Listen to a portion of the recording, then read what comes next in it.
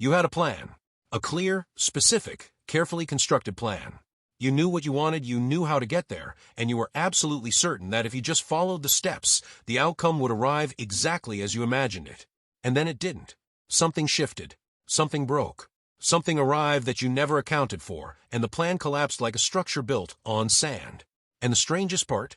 It wasn't the first time this had happened to you. This is the oldest frustration in human history. It's not failure itself, but the massive gap between what you intended and what actually occurred. The space between your design and reality's response. For thousands of years, across dozens of cultures, one ancient proverb has quietly described that gap better than any modern self-help book ever could. Man proposes, God disposes. At its core, this proverb means something incredibly simple, yet profound. Humans can make plans, but ultimately, a higher power, whether you call it God, fate, or the universe, decides what actually happens. It's a brutal, necessary reminder to stay humble, do your best, and accept that some things are just entirely out of your hands. But the modern world has built a mythology around the exact opposite idea. We are told that if you want something badly enough, if you visualize it with enough intensity and execute with enough discipline, the future will bend to your will. On the surface, this sounds empowering.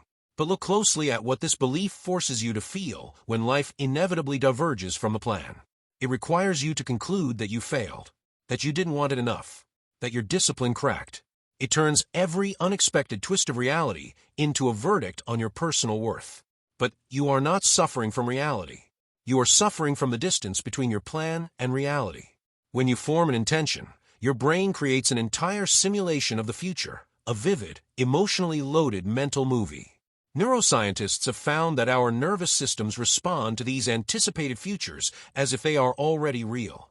You feel the pride before you've achieved it, which means that when fate disposes differently than you proposed, it doesn't just disappoint your mind, it disturbs your body. That disturbance is what we call anxiety. The ancient Stoics understood this with uncomfortable clarity. Epictetus, who was born into slavery and became one of history's greatest philosophers, taught that life is divided into two categories, things within your control and things outside your control. Your intentions, your effort, your choices, these belong to you. The outcomes, the timing, the weather circumstance, these do not. He argued that nearly all human suffering comes from one thing, the refusal to accept where your power actually ends. Accepting this truth is not pessimism, is not an excuse to stop trying, is something far more demanding, the practice of holding two things simultaneously in your mind without contradiction. Full commitment to your effort and full release of your attachment to the outcome. You work as if everything depends on your action. You accept as if nothing was ever guaranteed. When you internalize this, you don't work less hard. You work without the brittle tension of someone who has staked their entire identity on whether the plan succeeds. You do your best, you pour in the energy, but you remain humble enough to know you don't command the finish line. Think back to the moments in your own life when a plan collapsed. The relationship that ended, the job that disappeared, the project that failed. In the moment, it felt like a tragedy. But with honest distance, did some of those closed doors open paths your original map never included? Psychological research shows we are remarkably poor at predicting our futures. We consistently overestimate how devastated we will be by failure and underestimate our capacity to find meaning in unexpected directions. Sometimes what the universe disposes is better than what you proposed. The plan is not the destination. The plan is just the direction. And directions can shift without destroying the journey. The sailor who refuses to adjust the sails because the wind changed isn't brave. They are drowning in stubbornness. What you actually control has never been taken from you. You control how you think.